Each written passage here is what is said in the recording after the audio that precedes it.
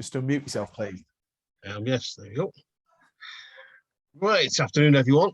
As Jamie said, I want to cover marketing and PR disasters, one of which was related to me in a previous role, but not my fault, I might add.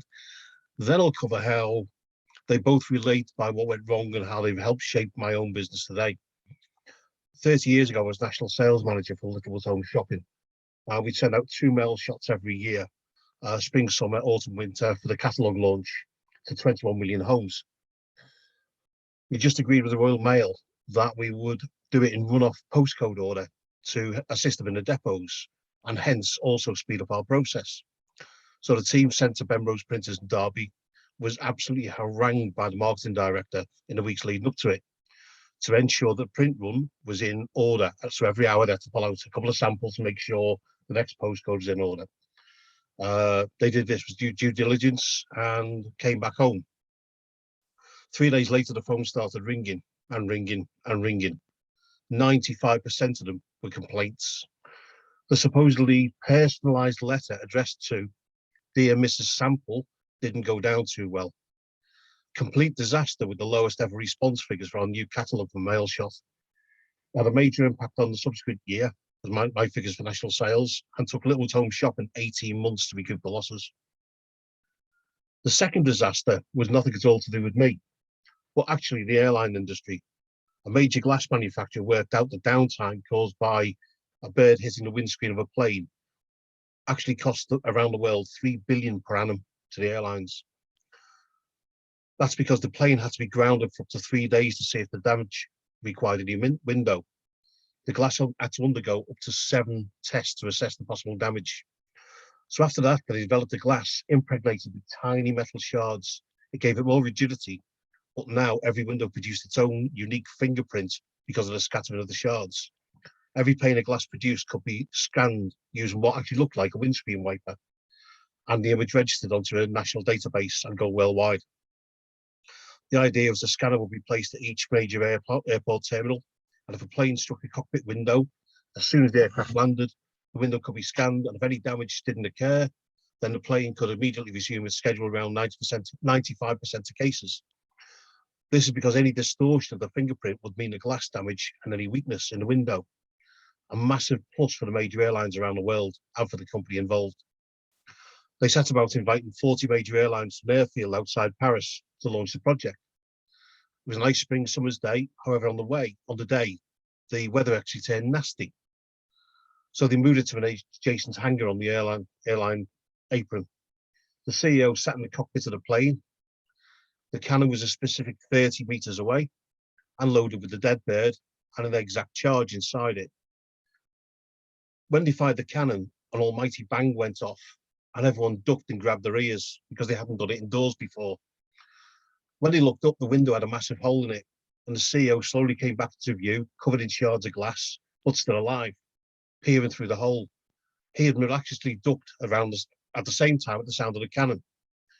The bird had taken out only the window, but also his headrest in the pilot's seat, and crashed into the metal plate behind him, disintegrating along the way. The launch was such a disaster, the product never made it to the world for another 12 years. So what could have gone wrong? Well, the poor technician who had to source the dead bird for the test actually used a 1.3 kilo frozen chicken from Carrefour. They had effectively fired a brick at the windscreen from 30 meters away at the CEO. The question is, what do those two disasters have in common? Well, it's not me because I wasn't involved in the second one. The answer is communication. In the first instance, the concentration was on the postcode part of the print run.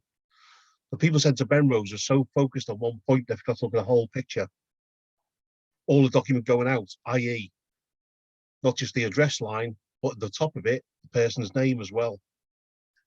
In the second scenario, the brief went out and was sent with the assumption that dead bird meant dead, not dead, and then frozen. I know today, part of Circle Networks and present here today are some awesome copywriters. We just heard Rebecca before, virtual assistants, PAs, web designers, for example. And they've all pointed out on regular meetings that the danger is always to focus on the wrong thing or assume that you're telling the customer what you want them to hear, not what the potential customer wants to hear. or indeed needs to hear. Again, communication is key. I'm sure if you look back over your own careers, some of the biggest problems, disasters, or misunderstandings have been down to miscommunication. As I just said, one of the misconceptions is that the person receiving that communication is actually on the same wavelength or actually wants to hear what you got to tell them. So where does it fit into my own business at the moment, Crossword Recruitment? Well, we only launched the business 6 months ago after a disastrous employment experience with a fibre network company. Almost a knee-jerk reaction that weekend, myself and my stepson, John, who both have a background in recruitment, decided to go for it. Within 5 days, we had the company set up, the accounts, basic legal documentation, the business was born. Only came about because an old client had rung me a week before asking if I would recruit for him, as the service he had had from my previous company had been woeful. They'd only rang him once in the 6 months since I'd left. It was a far cry from regular calls where I mostly just asked how his business was going, a few snippets about the family, and occasionally mentioned staffing requirements. No hard sell, no pushy comments, nothing else, just communication. But during those conversations, I learned a lot about him, his business, and his family. We can all be guilty of chasing the next big client or the big win, when the really big client can be right on our doorstep.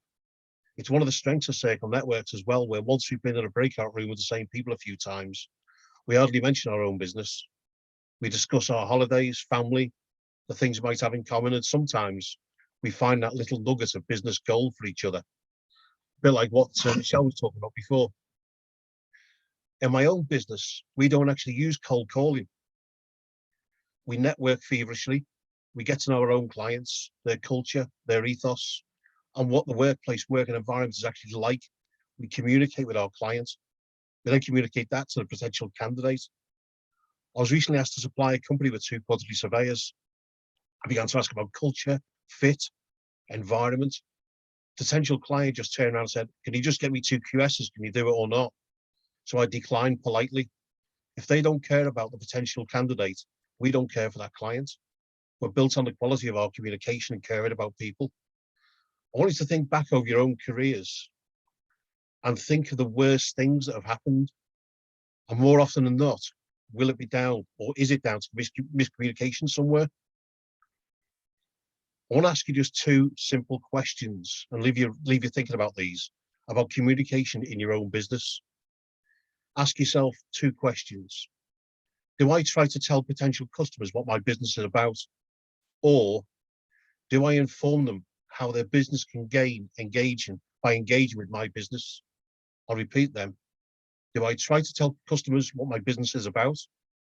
Or do I inform them how their business can gain by engaging with my business? 2 very similar questions, but 2 very different outcomes I can assure you. If you talk to your clients and you talk about how their business will gain by talking to yours, you'll be a lot more successful. Nobody wants to hear how successful you are. You want to know what you can do for them. I hope you enjoyed a couple of stories I've told you, maybe a little about my business, but more importantly, possibly taking a good hard look at your own communications with your clients. So I hope you enjoy the rest of the day. I'm sure I will, and I'm getting a lot from it already. So thank you, and back to Jamie.